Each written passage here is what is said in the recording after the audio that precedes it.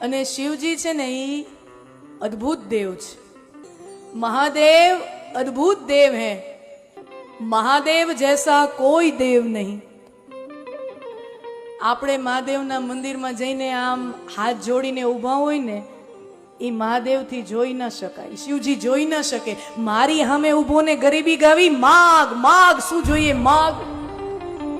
ખરેખર તો ભક્તને માગવામાં જેટલી ઉતાવળ ન હોય ને એના કરતા મહાદેવને દેવામાં ઉતાવળ હોય છે. અને મહાદેવ દે ને ત્યારે સામે ઈ નો જોવે લેવા વાળો કોણ છે.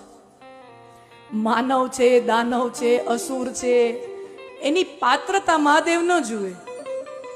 દુનિયાનો એકમાત્ર એવા દેવ છે જે માગનારાની પાત્રતાને નથી જોતા. બસ મેરે પાસ માગા ભોલેનાથને દે દિયા.